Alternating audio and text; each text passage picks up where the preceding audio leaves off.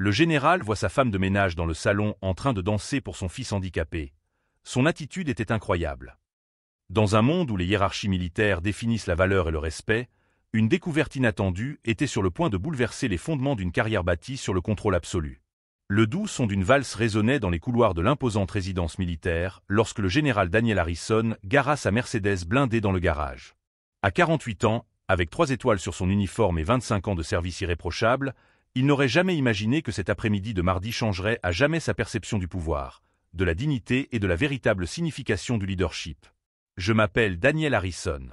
J'ai commandé des troupes en Afghanistan, dirigé des missions classifiées qui ont sauvé des milliers de vies et bâti une réputation qui a fait de moi l'un des généraux les plus respectés du Pentagone.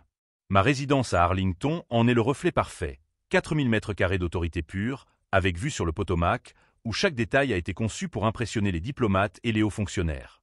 Mais rien dans ma formation militaire ne m'avait préparé à ce que j'étais sur le point de découvrir au sujet de la femme qui nettoyait ma maison depuis 2 ans. Carmen Delgado arrivait tous les jours à 7 heures du matin à mon domicile.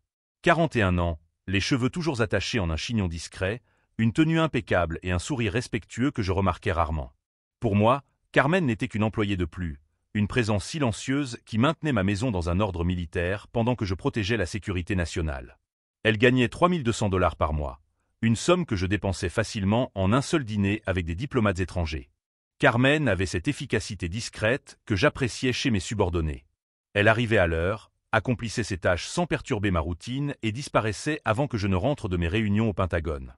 En 2 ans de travail, nos conversations se limitaient à des salutations polies et à des instructions de base sur le ménage. Je ne connaissais que son nom complet grâce à ses documents d'embauche et je savais qu'elle avait d'excellentes références d'autres familles de militaires. Ce que je ne savais pas, c'est que Carmen portait en elle des secrets qui allaient me bouleverser. Lucas Harrison, mon fils unique de 9 ans, vivait dans son propre univers. Diagnostiqué autiste sévère à l'âge de 4 ans, le garçon parlait rarement et semblait exister dans une dimension parallèle à notre réalité. Après avoir perdu ma femme Sarah dans un attentat terroriste à Bagdad 3 ans auparavant, je m'étais encore plus plongé dans le travail, laissant une succession de nounous spécialisés s'occuper de Lucas pendant que je menais des guerres dans des pays lointains. Sarah était le lien émotionnel entre Lucas et moi. Elle comprenait les besoins particuliers du garçon d'une manière que je n'ai jamais pu comprendre. Quand je l'ai perdu, je n'ai pas seulement pleuré la mort de ma femme, mais aussi la perte de la seule personne qui pouvait communiquer avec mon fils. Depuis lors, Lucas est devenu encore plus renfermé, comme si une partie de lui était morte avec sa mère. Lucas passait ses journées enfermé dans sa chambre, entouré de jouets militaires coûteux qui ne l'intéressaient pas, tandis que des thérapeutes renommés tentaient en vain d'établir un lien significatif avec lui. J'avais engagé les meilleurs spécialistes de Washington, des psychologues pour enfants qui facturaient 400 $ de l'heure, des thérapeutes comportementaux titulaires d'un doctorat obtenu dans des universités prestigieuses. Je dépensais plus de 8000 $ par mois en traitements qui produisaient des rapports détaillés, mais peu de résultats concrets. Le garçon vivait selon des routines strictes que j'essayais de respecter quand j'étais à la maison. Petit déjeuner à 8h15, activité éducative jusqu'à 11h, déjeuner toujours avec les mêmes aliments, repos l'après-midi. C'était un programme militaire que je croyais bénéfique pour son état, mais qui en réalité créait une barrière encore plus grande entre nous. Cet après-midi-là, j'étais rentré plus tôt d'une réunion au Pentagone qui avait été annulée en raison d'une urgence nationale. 3 sénateurs avaient demandé une audience urgente sur les opérations au Moyen-Orient, mais une fuite d'informations classifiées avait contraint à reporter tous les rendez-vous de l'après-midi. Mon esprit bouillonnait de stratégies de défense et de protocoles de sécurité lorsque je me suis garé dans le parking à 15h45. Pendant 25 ans, j'avais consacré ma vie au service de mon pays, sacrifiant ma vie personnelle, mes relations et ma proximité familiale au nom de la sécurité nationale. J'avais commandé plus de 3000 soldats dans de multiples opérations, pris des décisions qui avaient sauvé des vies et préservé les intérêts américains dans des territoires hostiles. Ma maison faisait office de quartier général personnel, où je dormais entre 2 missions et planifiais des opérations qui décidaient du sort de nation. Ma résidence à Arlington était un symbole de ma réussite militaire. Achetée grâce à des primes pour missions spéciales et à mes économies accumulées au cours de mes 20 ans de carrière, chaque pièce reflétait l'ordre, la discipline et le prestige. Le salon principal, où je recevais des généraux étrangers et des politiciens influents, était empreint d'une sobriété qui inspirait le respect et l'autorité. C'est en traversant le couloir qui mène au salon principal que je me suis arrêté brusquement, comme si je venais de marcher sur une mine antipersonnelle. Là, au milieu de mon salon, Carmen dansait lentement avec Lucas dans ses bras. La musique était une douce valse instrumentale, et Carmen se déplaçait avec une élégance qui me rappelait les spectacles de l'Académie militaire de West Point. Ses mouvements étaient fluides, professionnels, comme si elle avait suivi une formation classique en danse. Ce qui m'a le plus choqué, c'était l'expression de mon fils. Lucas souriait. Pour la première fois depuis des mois, le garçon était vraiment heureux. La scène défiait toute la logique militaire que je connaissais. Carmen tenait Lucas avec une tendresse maternelle, guidant ses petits pieds dans des mouvements circulaires sur le sol en marbre italien. Elle fredonnait doucement une mélodie différente de la musique ambiante, et Lucas, complètement fasciné, essayait de suivre le rythme avec ses petites mains. C'était comme si une transformation magique avait envahi cet espace que j'avais toujours maintenu rigide et formel. Je suis resté caché derrière la colonne de marbre qui sépare le couloir du salon, observant une scène qui contredisait tout ce que je croyais comprendre de ma maison, de mon fils et de mon employé. Pendant 15 minutes, j'ai regardé Carmen interagir avec Lucas d'une manière qu'aucune des nounous d'élite que j'avais engagées n'avait jamais réussi à faire. Le garçon n'était pas seulement présent et attentif, mais participatif, rayonnant, vivant. Ma première réaction a été une confusion totale. Comment une employée de maison avait-elle réussi là où des thérapeutes spécialisés avaient échoué? Comment savait-elle exactement comment se comporter avec Lucas, quelle musique jouer, quel ton utiliser? Et plus troublant encore, comment mon fils réagissait-il avec elle d'une manière qu'il n'avait jamais montrée avec moi? Si vous suivez cette histoire de transformation, n'oubliez pas de vous abonner à la chaîne pour découvrir d'autres récits qui remettront en question tout ce que vous pensez savoir sur la valeur humaine. Lorsque la musique s'est arrêtée, Carmen s'est assise par terre à côté de Lucas et a commencé à lui parler d'une voix douce et patiente. À ma grande surprise, Lucas a répondu, non pas avec des mots clairs, mais avec des sons, des gestes et des expressions que Carmen semblait déchiffrer avec une précision militaire. C'était comme si elle maîtrisait un langage secret que moi, son propre père, n'avais jamais réussi à apprendre. C'est alors que Carmen a fait quelque chose qui m'a laissé complètement sans voix. Elle s'est dirigée vers le piano à queue qui ornait un coin de la pièce, un Steinway et son à 180 000 $ que j'avais acheté uniquement pour le prestige, car personne dans la maison ne savait en jouer. Mais ce qui s'est passé ensuite n'était que la première couche d'un mystère qui allait changer à jamais ma compréhension de la femme que je considérais comme une simple femme de ménage. Carmen s'est assise devant le clavier avec une posture qui m'a fait remettre en question tout ce que je pensais savoir d'elle. Ce n'était pas la position hésitante de quelqu'un qui touche occasionnellement un instrument. C'était la posture confiante d'une professionnelle. Ses doigts trouvèrent les touches et commencèrent à jouer un morceau que je reconnus immédiatement. Rachmaninoff, concerto numéro 2 en ré mineur. Ce n'étaient pas des accords simples ou une mélodie basique. C'était une exécution technique qui rivalisait avec celle des pianistes que j'avais entendus lors de concerts de l'Orchestre symphonique national. Chaque note coulait avec une précision militaire, chaque passage témoignait d'années d'entraînement formel. Lucas s'approcha du piano et posa ses petites mains sur les touches graves, créant une harmonie simple qui s'intégrait parfaitement à la mélodie complexe de Carmen. Les deux étaient en parfaite harmonie, créant une musique qui remplit ma maison d'une émotion que je n'avais pas ressentie depuis la mort de Sarah. Des larmes ont commencé à me monter aux yeux, mais je ne savais pas si c'était à cause de la beauté de la performance ou de la douleur de réaliser à quel point je m'étais éloigné de mon propre fils. C'est alors que j'ai décidé de me dévoiler. J'ai toussé discrètement et me suis dirigé vers le salon, faisant semblant d'arriver.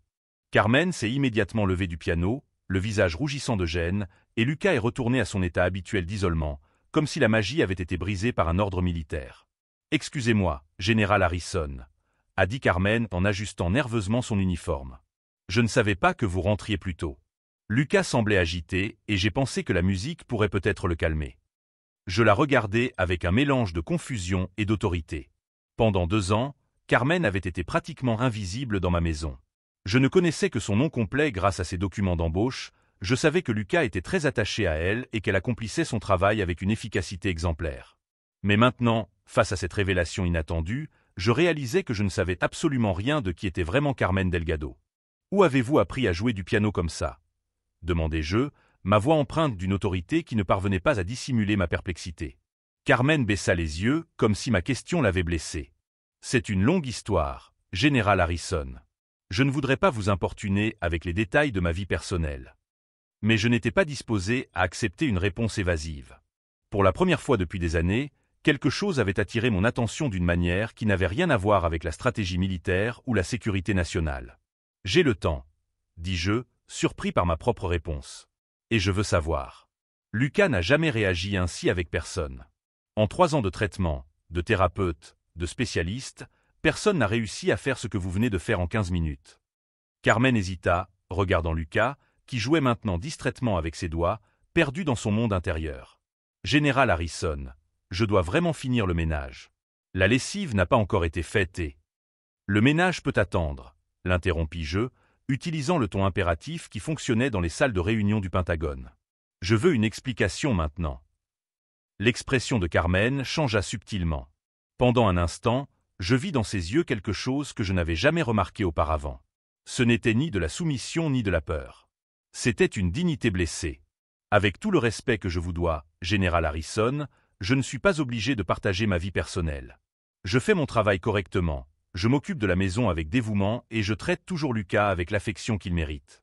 Si cela ne suffit pas. Il ne s'agit pas de savoir si cela suffit, dis-je, réalisant que j'avais adopté un ton plus agressif que je ne le voulais. Il s'agit du fait que mon fils, qui peut à peine communiquer avec les médecins les plus chers de Washington, était ici en train de rire et d'interagir avec vous d'une manière que je n'avais jamais vue auparavant.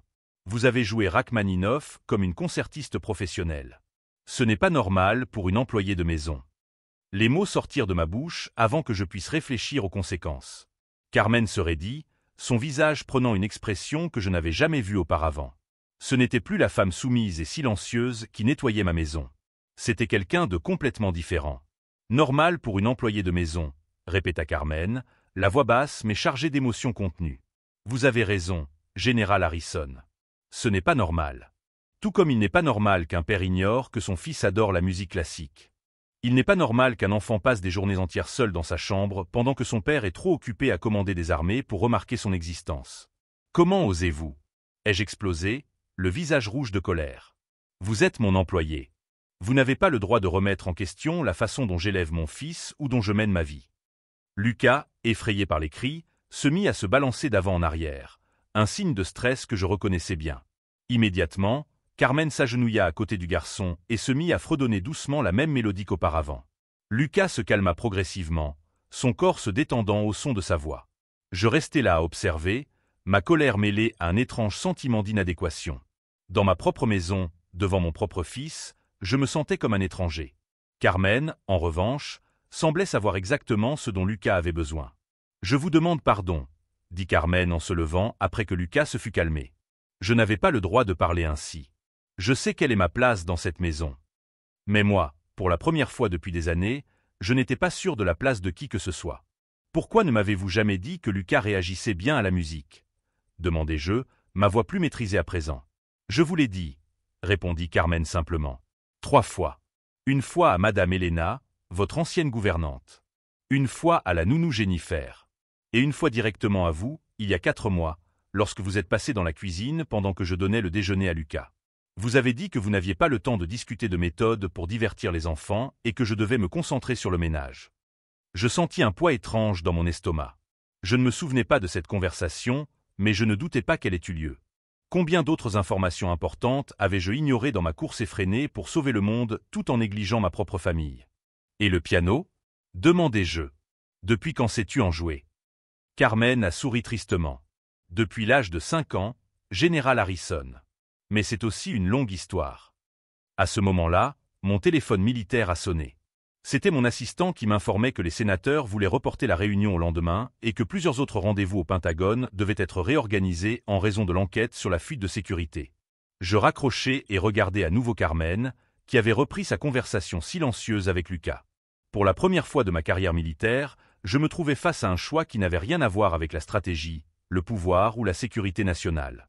Je pouvais simplement ignorer ce dont j'avais été témoin, reprendre ma routine et continuer à traiter Carmen comme une employée invisible. Ou je pouvais faire quelque chose que je n'avais pas fait depuis des années, m'arrêter et vraiment prêter attention à quelqu'un. « Racontez-moi votre histoire », ai-je finalement dit. « Je veux tout savoir. » Carmen m'a regardé avec surprise. « Général Harrison, vous êtes sûr? Je ne veux vraiment pas vous déranger. »« Je suis sûr, » ai-je répondu, surpris par ma propre détermination. « Et Lucas peut rester. Si la musique vous calme, laissez-la jouer. » C'est alors que Carmen Delgado a commencé à raconter une histoire qui allait changer à jamais ma compréhension des classes sociales, de la dignité humaine et de la véritable valeur d'une personne. Ce qu'elle m'a révélé au cours des heures qui ont suivi était si choquant que j'ai remis en question tout ce que je croyais savoir sur le leadership, le sacrifice et ce que signifie vraiment servir. Mais avant que Carmen puisse commencer, Lucas a fait quelque chose qui m'a complètement pris au dépourvu. Il s'est approché de moi, m'a regardé droit dans les yeux, ce qu'il faisait rarement, et a murmuré un seul mot qui m'a transpercé le cœur comme une lame tranchante. « Maman !» Ce mot est sorti de la bouche de Lucas comme une balle dans le cœur. Il a regardé Carmen droit dans les yeux en le prononçant, et j'ai vu des larmes se former instantanément dans les siennes. Mon fils, qui avait tant de mal à prononcer mon nom, venait d'appeler ma femme de ménage maman. Le silence qui a suivi était assourdissant. Carmen s'est immédiatement agenouillée et a murmuré à Lucas. « Non, mon chéri. Je suis Carmen. Papa est là. » Mais le mal était fait. La réalité m'a frappé comme une grenade qui explose. Pendant 3 ans de deuil et d'absence émotionnelle, une autre femme avait comblé le vide maternel dans la vie de mon fils. Depuis combien de temps cela dure-t-il? Ai-je demandé, ma voix plus brisée qu'autoritaire. Carmen a hésité, luttant clairement entre l'honnêteté et l'instinct de survie professionnelle. Quelques mois, Général Harrison. Je le corrige toujours, je lui réaffirme toujours que vous êtes son père, mais il a besoin d'une figure maternelle, ai-je ajouté, sentant le poids dévastateur de ma propre négligence. C'est à ce moment-là que Carmen a pris une décision qui allait tout changer. Elle s'est levée, m'a regardé droit dans les yeux avec un courage que je reconnaissais des champs de bataille, et m'a dit « Général Harrison, si vous voulez vraiment comprendre votre fils, vous devez connaître mon histoire. Parce que Lucas et moi avons beaucoup plus en commun que vous ne le pensez. » Carmen commença son récit, assise sur le même canapé où j'avais l'habitude de relire des rapports militaires classifiés. Lucas s'approcha d'elle naturellement, posant sa tête sur ses genoux avec une intimité qui me causa une pointe de jalousie primitive. J'observais cette connexion entre eux, reconnaissant que j'avais perdu des années d'opportunité pour construire cette même proximité avec mon propre fils. Mon père était chef d'orchestre de l'Orchestre symphonique de Caracas, commença Carmen, sa voix prenant un ton différent, plus raffiné, comme si le fait de parler de ses origines la transformait en une autre personne. Ma mère était premier violon dans le même orchestre. J'ai grandi entouré de musique classique, de répétitions à la maison et de l'espoir de perpétuer une tradition familiale d'excellence musicale. Je fronce les sourcils. L'Orchestre symphonique de Caracas était une institution respectée internationalement. Les chefs d'orchestre de ce niveau n'étaient pas des gens ordinaires, mais des artistes prestigieux, hautement qualifiés et reconnus dans le monde entier. J'ai commencé le piano à l'âge de 5 ans, poursuit Carmen, ses doigts caressant inconsciemment les cheveux de Lucas, qui semble hypnotisé par sa voix. À 8 ans, je jouais déjà du Chopin. À 12 ans, j'ai été accepté au conservatoire Simon Bolivar en tant qu'élève spécial, considéré comme un prodige musical. L'histoire commençait à prendre des dimensions que je n'avais jamais imaginées. Le conservatoire Simon Bolivar. Je connaissais cette institution car j'avais envisagé des programmes d'échange culturel militaire avec le Venezuela avant la crise politique. Conservatoire, répétai-je, c'est une formation d'élite. Ça l'était, confirma Carmen, une ombre passant dans ses yeux. À 16 ans, j'ai reçu une bourse complète pour étudier le piano classique à la Juilliard School, à New York. L'une des institutions musicales les plus prestigieuses au monde. J'avais l'impression que le sol tremblait sous mes pieds. La Juilliard School. Je connaissais cette école parce que certains des meilleurs musiciens militaires américains y avaient étudié. C'était une institution qui n'acceptait que les talents les plus exceptionnels de la planète. Juilliard, ai-je demandé, ma voix plus basse que je ne l'aurais voulu. 4 ans à Manhattan, a répondu Carmen, regardant maintenant par la fenêtre du salon comme si elle ne voyait pas le jardin d'Arlington, mais un autre lieu, un autre temps. Diplômé magna cum laude en interprétation pianistique, spécialisation en musique classique européenne et composition contemporaine. J'ai étudié avec des professeurs qui avaient été les mentors de pianistes de renommée mondiale. J'ai joué dans des salles de concert qui ont accueilli les plus grands chefs d'orchestre de l'histoire.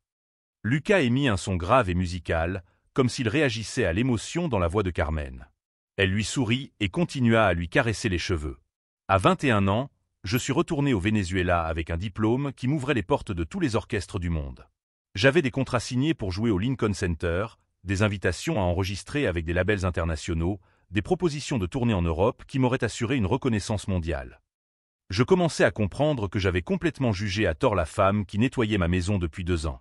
Mais j'étais aussi confus. Si Carmen avait une formation aussi extraordinaire, que faisait-elle comme femme de ménage? Que s'est-il passé? Demandai-je, anticipant que l'histoire n'aurait pas une fin heureuse. Carmen resta silencieuse pendant quelques instants, ses doigts cessant de caresser les cheveux de Lucas. Lorsqu'elle reprit la parole, sa voix était chargée d'une douleur que je reconnaissais, la même douleur que je ressentais quand je pensais à Sarah.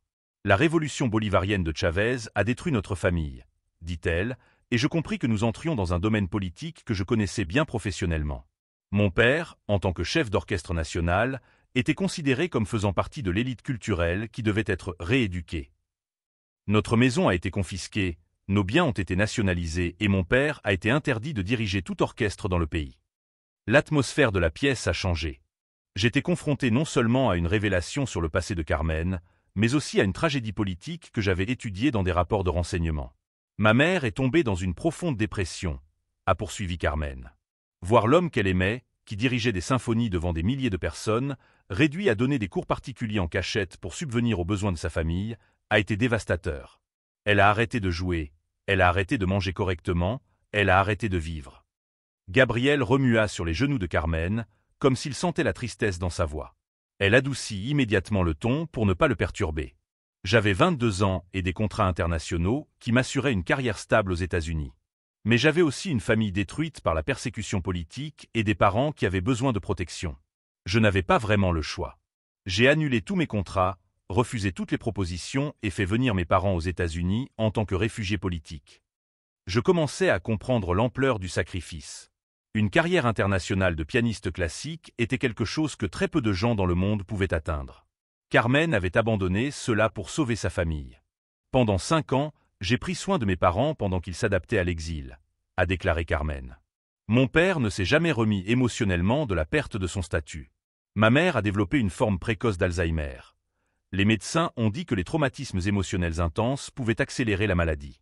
J'ai travaillé à 3 emplois à la fois pour payer les traitements médicaux qui n'étaient pas couverts par l'assurance des réfugiés. Carmen a marqué une pause, comme si les mots suivants allaient être particulièrement douloureux. J'ai vendu mes instruments un par un pour payer les médicaments. Mon piano Steinway, les partitions rares que j'avais collectionnées, les violons anciens qui étaient des héritages familiaux. Tout a été sacrifié pour garder mes parents en vie et leur dignité.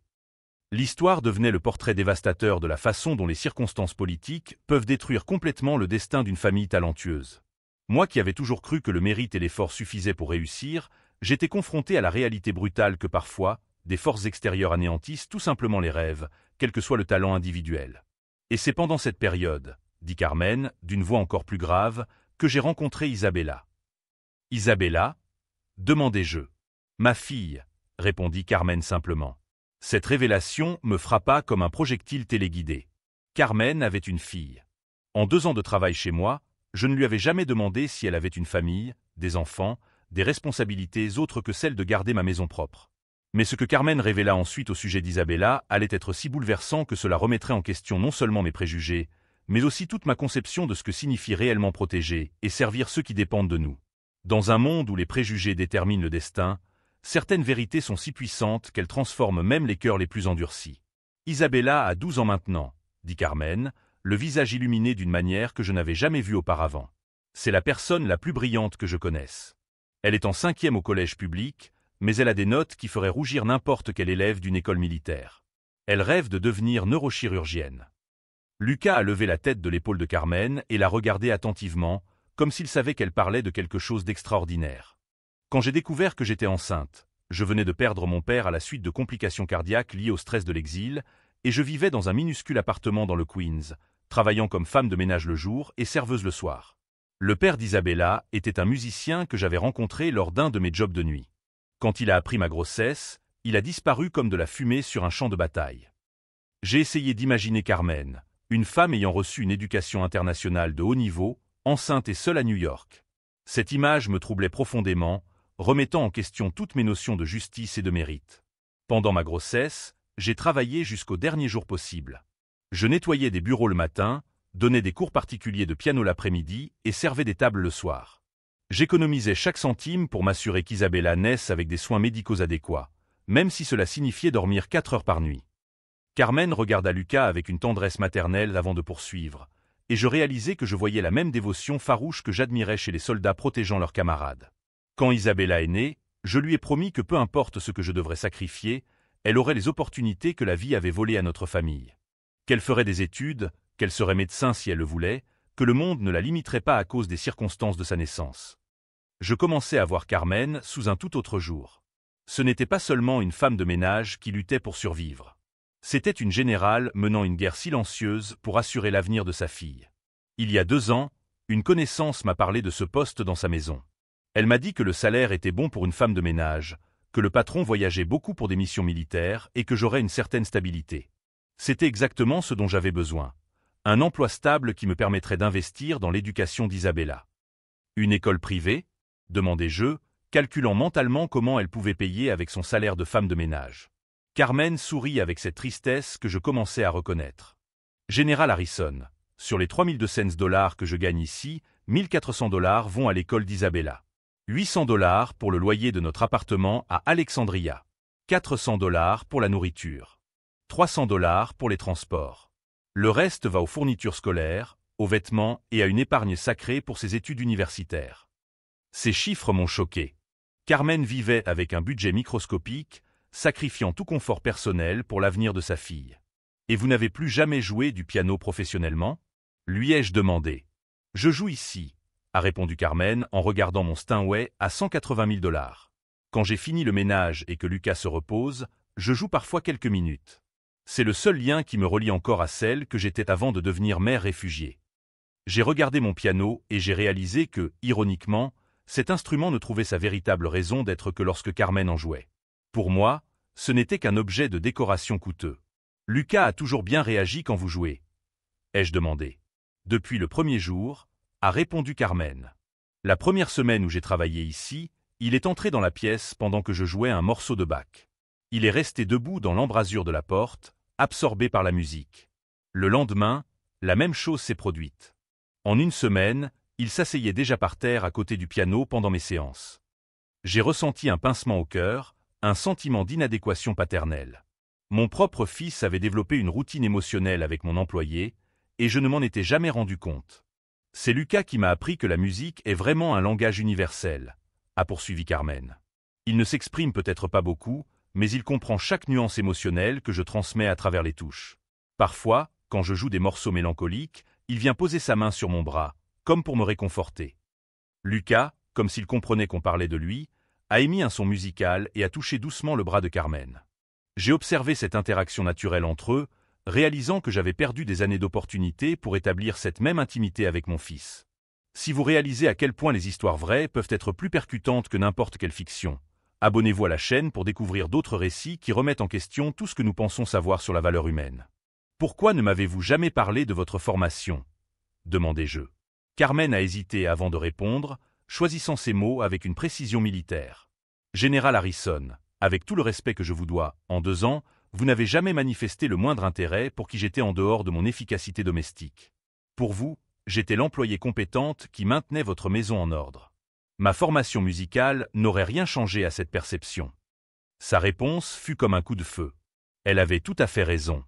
Je n'avais jamais manifesté la moindre curiosité pour la personne qui se cachait derrière l'uniforme de travail.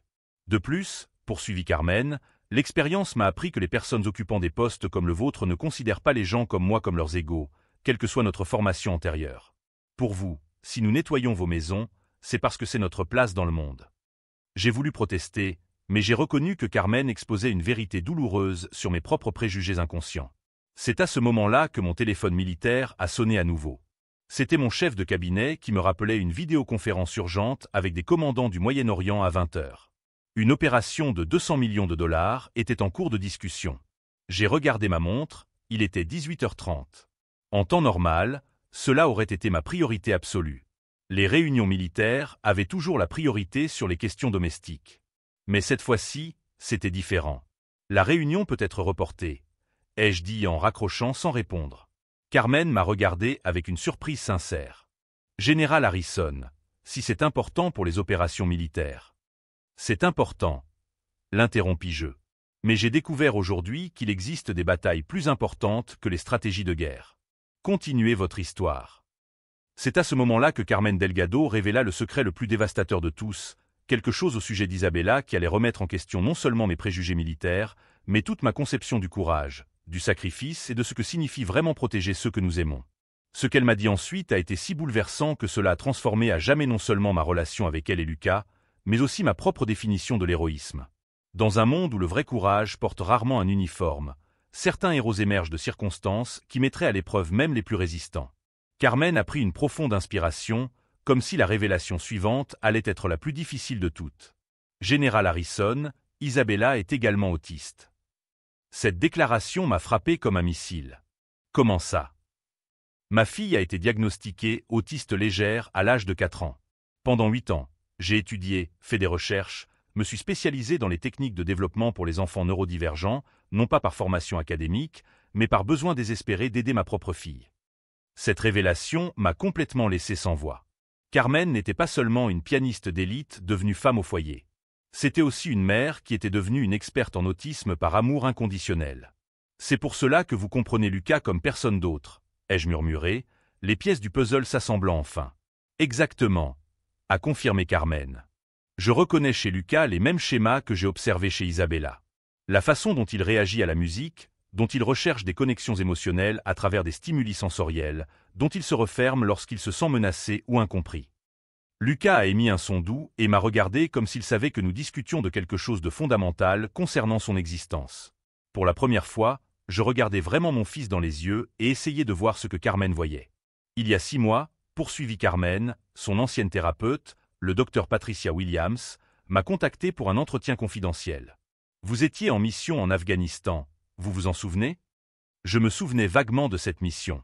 Il s'agissait d'une opération de 3 semaines visant à coordonner des stratégies antiterroristes. Le docteur Williams était préoccupé par le développement de Lucas. Elle m'a dit que malgré tous les traitements coûteux, il ne progressait pas comme il le devrait. Il semblait y avoir une barrière émotionnelle qu'aucune méthode conventionnelle ne parvenait à briser. Je fronçai les sourcils. Le docteur Williams ne m'avait jamais parlé de cela directement. Quel genre de barrière? L'abandon affectif, répondit Carmen avec la précision d'un diagnostic médical. Lucas ne progressait pas parce qu'il sentait qu'il n'avait pas de lien affectif stable avec sa figure paternelle. Il avait besoin de plus que des thérapeutes professionnels. Il avait besoin d'amour, d'attention et d'une présence constante. Ces mots me blessèrent plus profondément que toutes les critiques que j'avais jamais reçues de mes supérieurs militaires. J'ai toujours engagé les meilleurs professionnels pour Lucas, protestai-je. Je lui ai toujours offert le meilleur traitement que l'argent pouvait acheter. Mais vous ne lui avez jamais donné votre présence, répondit Carmen, sans agressivité, juste avec une profonde tristesse dans la voix. Le docteur Williams m'a demandé si j'avais de l'expérience avec les enfants autistes, si je pouvais aider Lucas d'une manière plus personnelle et émotionnelle. Je commençais à comprendre qu'il y avait beaucoup plus dans la relation entre Carmen et mon fils que je ne l'avais jamais imaginé. C'est alors que je lui ai parlé d'Isabella, a poursuivi Carmen, et des techniques que j'ai développées au fil des années en m'occupant d'elle. Quelle technique? Carmen sourit pour la première fois depuis le début de notre conversation. La musicothérapie adaptée, la communication sensorielle, les routines émotionnelles stabilisantes, les jeux d'intégration sociale. Des méthodes que j'ai créées en combinant ma formation musicale et les recherches sur la neuroplasticité que j'ai étudiées pour aider Isabella. Cette révélation prenait des proportions qui remettaient en question tout ce que je pensais savoir sur la spécialisation et la compétence professionnelle. Le docteur Williams m'a demandé de travailler avec Lucas de manière informelle, a déclaré Carmen, afin d'appliquer ces techniques qui avaient fonctionné avec Isabella. Mais elle m'a fait promettre de ne pas vous en parler, car elle pensait que vous n'accepteriez pas qu'une employée de maison en sache plus sur votre fils que les professionnels que vous payez. J'ai ressenti un mélange dévastateur de colère et de honte. De la colère parce que ma propre thérapeute avait conspiré dans mon dos. De la honte parce que je reconnaissais qu'elle avait probablement raison au sujet de ma réaction.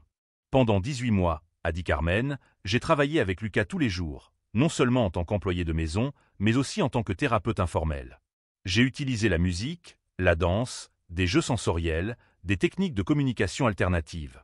Tout ce que j'ai appris en aidant Isabella. Et ça a marché, ai-je dit, me souvenant de toutes les petites améliorations chez Lucas que j'avais attribuées au traitement professionnel très coûteux. Ça a marché, a confirmé Carmen. Lucas a développé des compétences en communication, il a commencé à montrer plus d'affection, il est devenu plus calme et plus réceptif. Mais tous les progrès ont été attribués au thérapeute que vous payiez, et non à l'employé de maison qui faisait réellement le travail transformateur. L'énormité de la situation se révélait.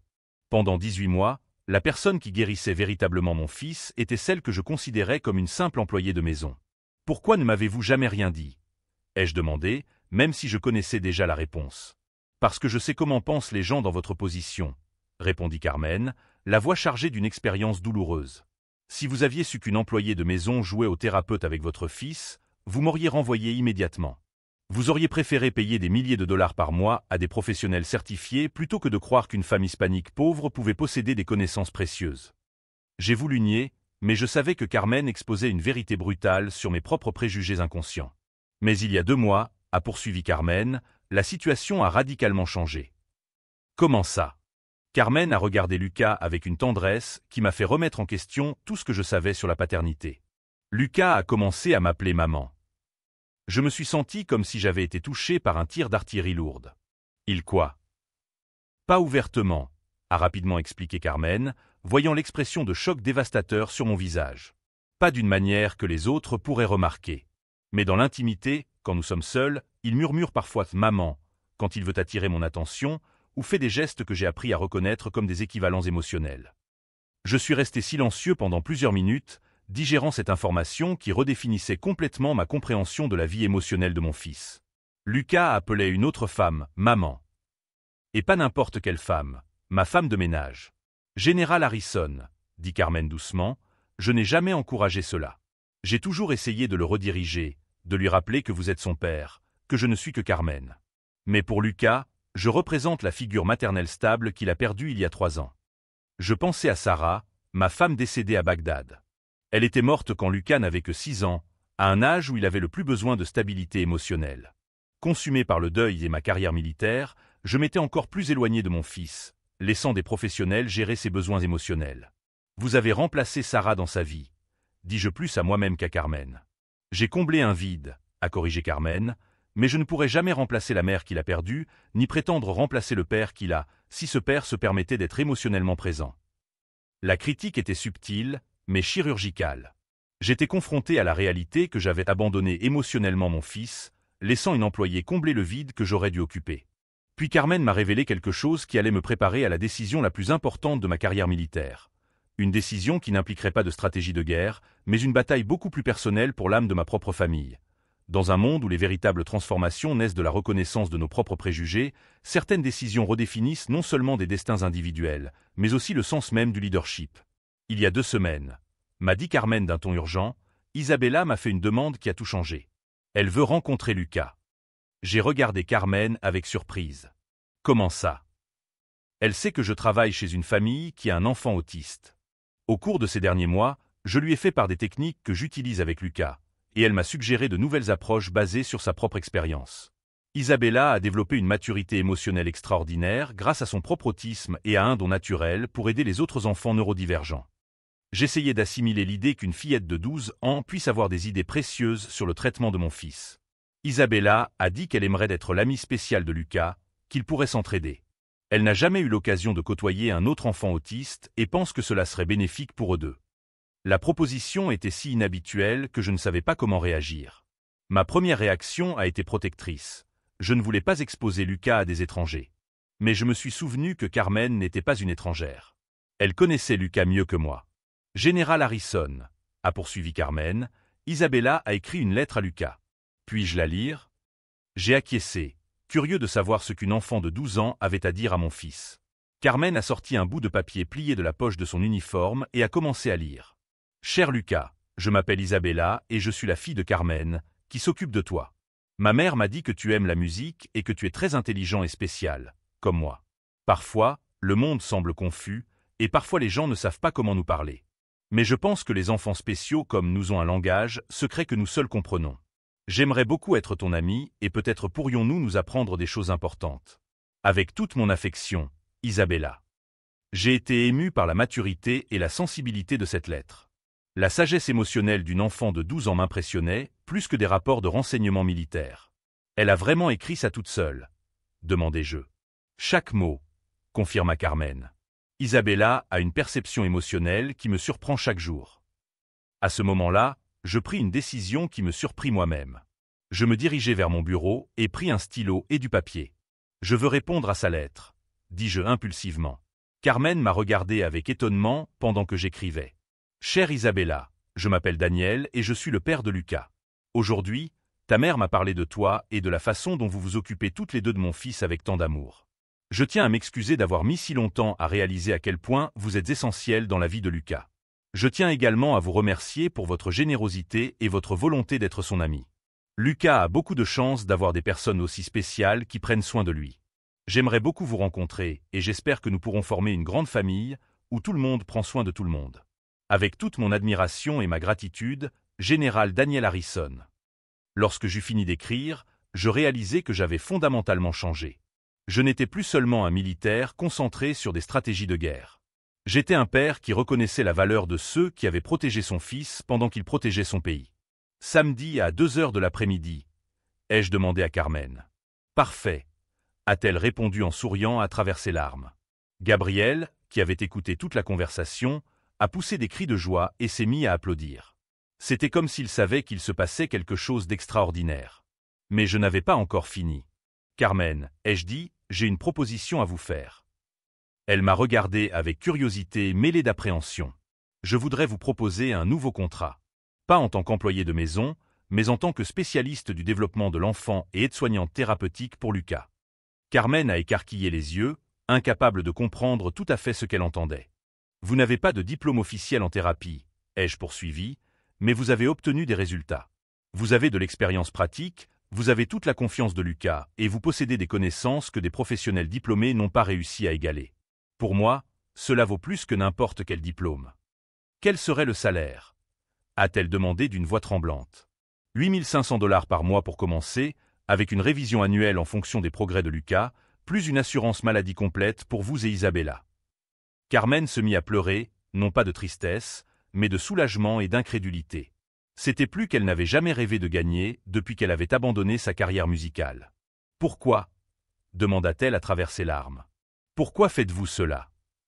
Parce qu'aujourd'hui, j'ai appris que la vraie valeur n'a rien à voir avec les hiérarchies militaires ou les diplômes accrochés au mur, répondis-je. Elle a à voir avec l'impact, le dévouement et l'amour. Vous avez eu un impact sur la vie de mon fils que 200 millions de dollars de traitement n'ont pas réussi à avoir. Cela mérite d'être reconnu et récompensé de manière adéquate. Lucas, voyant que Carmen était émue, s'est approché et lui a caressé doucement le visage en émettant un son réconfortant. La connexion entre eux était si naturelle que j'ai ressenti une profonde émotion. Il y a une condition, ai-je dit. Vous devez m'apprendre tout ce que vous savez sur Lucas. Je veux participer activement à son développement, pas seulement être le père qui finance ses traitements. Carmen sourit à travers ses larmes. Ce serait un honneur, Général Harrison. Et autre chose, ai-je poursuivi. Isabella mérite la meilleure éducation possible.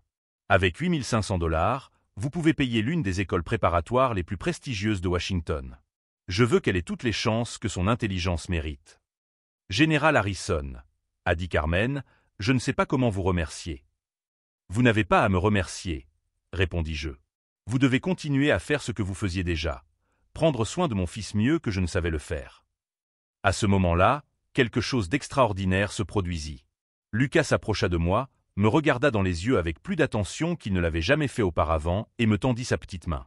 Ému, je pris la main de mon fils et il dit clairement « Papa ».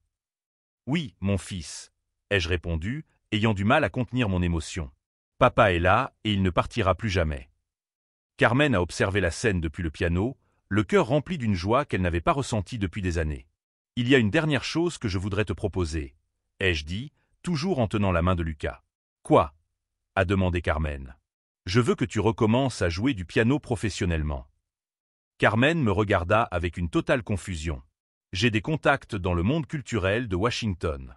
Je connais le directeur de l'Orchestre symphonique national. Je peux t'ouvrir des portes qui t'ont été fermées à cause des circonstances politiques. » La proposition était si inattendue que Carmen resta sans réaction. « Je ne te suggère pas d'abandonner Lucas, » précisa-je rapidement. « Je te dis que tu peux avoir les deux. Tu peux être sa thérapeute pendant la journée et retourner sur scène le soir. Isabella est assez mûre pour comprendre, et je peux te garantir toute la flexibilité nécessaire. » Général Harrison, dit Carmen, la voix chargée d'émotion, cela fait 15 ans que je n'ai pas joué professionnellement. Mais vos doigts s'en souviennent encore, dis-je en regardant mon piano. Et votre cœur n'a jamais oublié. Je l'ai vu aujourd'hui quand vous avez joué Rachmaninoff.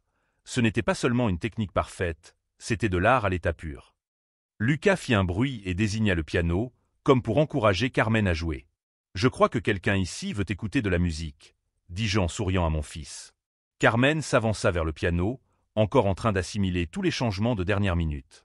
Elle s'assit devant le clavier et commença à jouer « Claro de Luna » de Debussy.